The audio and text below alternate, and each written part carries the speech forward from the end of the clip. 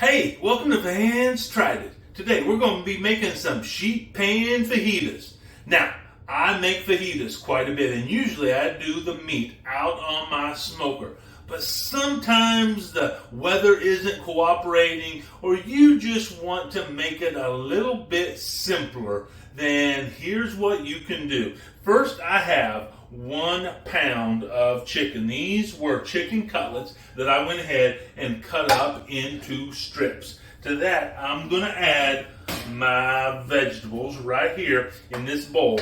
I have some jalapeno peppers, some bell peppers, and some Vidalia onions that I have gone ahead and cut into strips, just like that. Get that out the way there. And now to that, I'm going to add about a tablespoon of extra virgin olive oil. And that's a tablespoon, I guarantee. Now, hey, if you know what that's a reference to, go ahead and let me know down in the comment section. Because I used to watch a lot of eclectic TV when I was young. Now, in my defense, we only had 4 channels: ABC, NBC, CBS, and PBS. So I didn't have all the channels to watch that maybe you did if you're a little bit younger than me. But anyway, let me know if you know what that's a reference to down in the comment section. Hey, while you're down there, would you go ahead and like this video? And if you're not a subscriber, subscribe. And don't be afraid to ring that bell. That way you get notified every time I make a new video. And I'm going to add to this a healthy tablespoon of Fajita Seasoning. I'm using this Fiesta brand Fajita Seasoning. This is really my favorite, but whatever Fajita Seasoning you want to use, just use it just like that. Now what I'm going to do is I'm going to grab a couple gloves and put them on,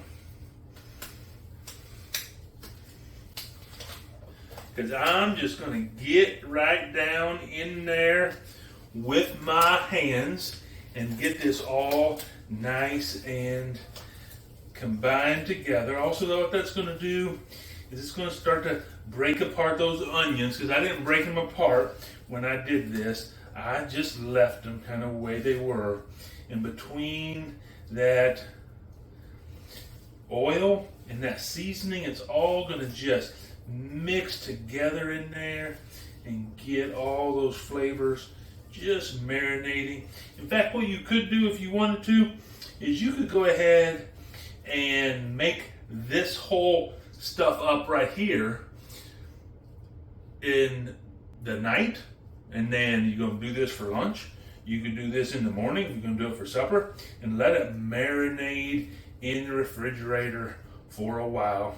You don't have to do that, but you could let those spices really get soaked in onto this mixture here. Now what I'm going to do is I'm going to take all this and I'm going to spread it out as evenly and flat as I can along this quarter baking sheet.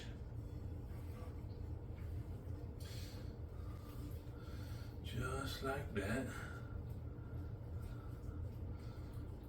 Just spread it out, especially the chicken. There we go. Let me get these gloves off.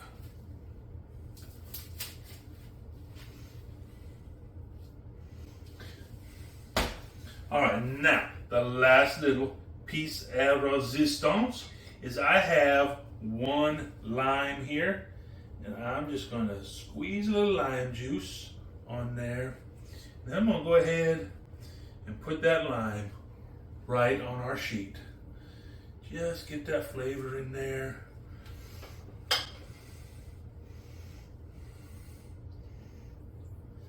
I think lime juice just really plays into the whole flavor that we have in our fajitas.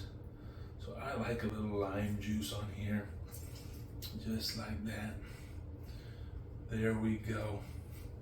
Now what I'm going to do is I'm going to put this in our oven, which I have preheated to 350 degrees. We're going to cook it for about 20 minutes just to make sure that chicken is nice and done.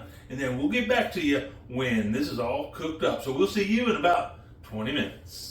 Okay, our chicken is all cooked up and out of the oven. And I actually cooked this for right at 30 minutes. And folks, that is why it is so important that everyone has one of these instant read thermometers. You can go to Walmart and get you one. You can go down into the description here and you can find a link to Amazon and buy one there. If you do that, I get a little bit of a commission on that. But hey, however you get it, you really need one of these so that when you're cooking something like this, you can check the temperature and you don't have to guess, and you're not going to be stuck eating some chicken that is not up to the proper temperature. So make sure you have one of these. But now we're going to just give this a try. I have here a tortilla, and so I'm just going to grab some of these goodies here.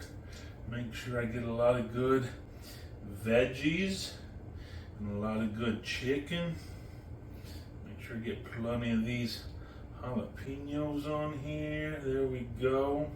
Now you could eat it just like that, but the way I like my fajitas is with a little bit of lettuce and some tomato, and of course some cheese. This is freshly shredded cheddar cheese, and then I have some Clint's Texas style salsa right here. I'll put a little bit of that on there, and there we go. That's how I like my fajitas all done up. So let's go ahead and dig in and see what this is like. See if I can fold it one-handed like this. All right, here we go.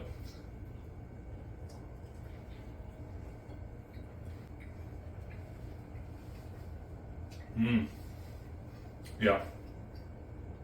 I mean, this is so good. Those veggies in there. Let me tell you something. Adding that lime in there is so key to making these, because it just adds that little bit of extra zip in there. I love all the vegetables in there. The chicken is so tender. And then you put all these fresh veggies in there and a little bit of taco sauce. And look, this is a really good fajita. But hey, bottom line is, I tried it. You should too.